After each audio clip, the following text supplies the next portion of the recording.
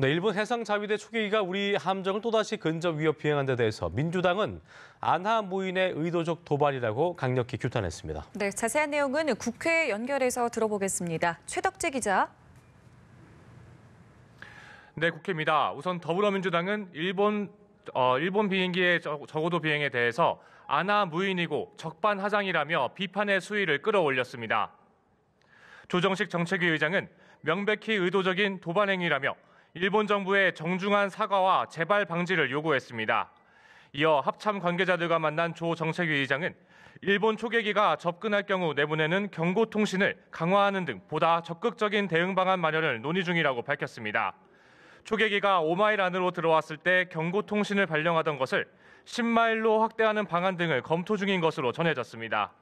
이 밖에 위협 비행이 있을 경우 함대에 탑재된 헬기를 가동하는 등 대응 매뉴얼을 강화하겠다는 내용도 논의된 것으로 알려졌습니다. 이와 관련해 사선의 송영길 의원은 한일 군사정보보호협정 폐기까지 거론하며 일본 정부를 강력 규탄했습니다. 송 의원은 페이스북을 통해 일본의 보통 국가화를 향한 야망을 돕는 목적 외에 이 조약을 유지해야 할 이유를 모르겠다고 강력 비판했습니다. 한국당도 가세했습니다. 나경원 원내대표는 초계기 저공 비행 이후 일본 내각 지지율이 4% 올랐다며 상당히 의도적이었다고 비판했습니다. 그러면서도 우리 정부가 반일 감정을 부추기면서 외교적 무능을 덮는 것은 아닌지 걱정된다며 일본 정부에 엄중히 항의해야 한다고 촉구했습니다.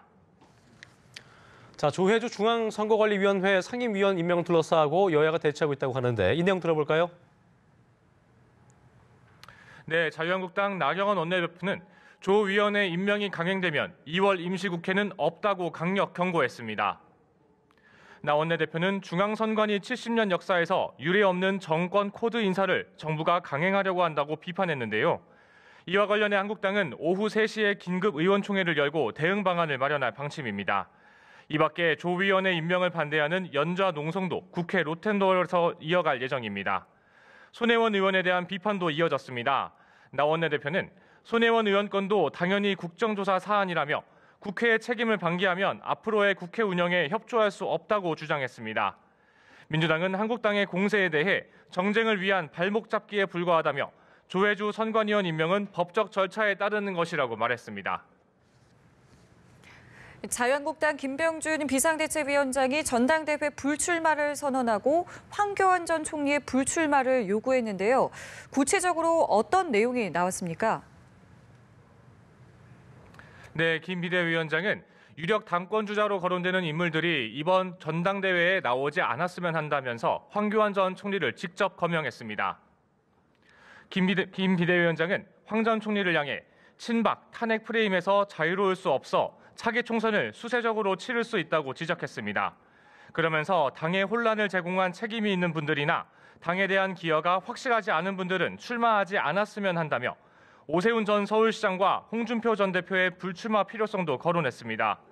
그러면서 김 비대위원장은 본인의 당권 도전 여부에 대해 이렇게 해놓고 나올 수 있겠느냐며 불출마 의사를 밝혔습니다. 이에 대해 황 전 총리는 기자들과 만나 지금은 우리 모두 힘을 합쳐야 할 때라고 말해 사실상 김 비대위원장의 불출마 요구를 수용할 뜻이 없음을 시사했습니다. 지금까지 국회에서 전해드렸습니다.